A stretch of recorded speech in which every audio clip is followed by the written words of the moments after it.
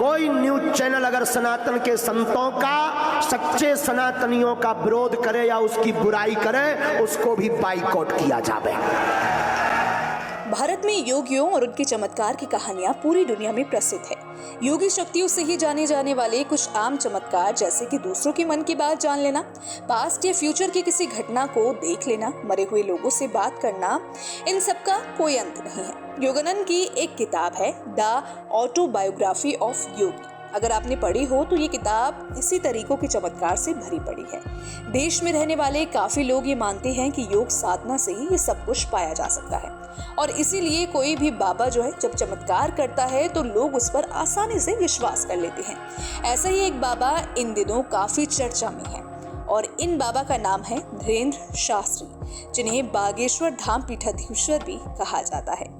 बागेश्वर धाम सरकार के पीठाधीश्वर पंडित धीरेंद्र शास्त्री जो ऐसा दावा करते हैं कि वो बालाजी की कृपा से भक्तों की मन की बात पर्चे पर उतार सकते हैं और उनकी समस्याओं को ठीक कर सकते हैं, आजकल विवादों में घिरे हुए हैं। महाराष्ट्र के श्याम मानव, जो कि अंधश्रद्धा निर्मूलन समिति के फाउंडर हैं, उन्होंने उन्हें अपनी शक्तियों को वैज्ञानिक जांच में साबित करने की चुनौती दी है। ये तो आप सभी जानते हैं, इसकी गहराई में जाने की कोई जरूरत नहीं। अब मामला ये है कि श्याम मानव कह रहे हैं कि ये ढोंग है, जबकि बागेश्वर धाम बाबा ने पत्रकारों के सामने अपनी जादूगरी दिखाकर ये ऐलान कर दिया है कि वो अब किसी को प्रमाण नहीं देने वाले। जो भ्रम फैला रहे, आज के बाद भ्रम बंद कर देना, और आज के बाद हम किसी को प्रमाण पत्र नहीं देंगे, न सफाई देंगे, ये शपथ गद्दी से खा रहे हैं।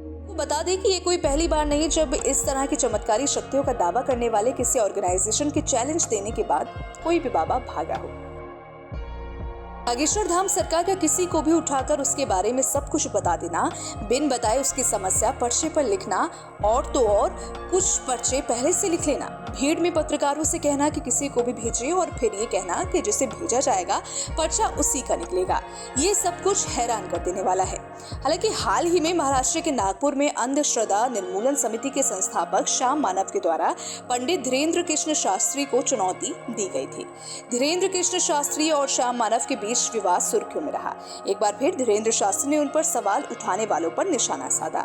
गांव में अपने भक्तों को संबोधित करते हुए उन्होंने कहा कि जो लोग ये कहते थे कि भगवान नहीं होता, अलौकिक शक्तियां नहीं होती, चमत्कार जैसी कोई चीज नहीं होती, मेरा मानना है कि बागेश्वर धाम सरकार का दरबार ऐसे लोगों के मुंह पर तमाचा मारने के लिए ही लगता है। पंडित धीरेंद्र शास्त्री इन दिनों अपने गांव गढ़ा में हैं, जहां पर वो 121 निर्धन कन्याओं का विवाह कराने की तैयारियां करा रहे हैं। पंडित धीरेंद्र कृष्ण शास्त्री इसको लेकर खुद अपने खास सेवादारों के साथ व्यवस्थाओं को देख रहे हैं। बाकी देखिए इस पर आप क्या सोचते हैं, आपकी क्या राय है धीरेंद्र कृष्ण शास्त्री को लेकर, बागेश्वर धाम बाबा को लेकर और श्याम मानव को लेकर। तो वीडियो को लाइक, शेयर और हमारे चैनल न्यूज़ नेशन को सब्सक्राइब करना बिल्कुल भी मत भूलिएगा।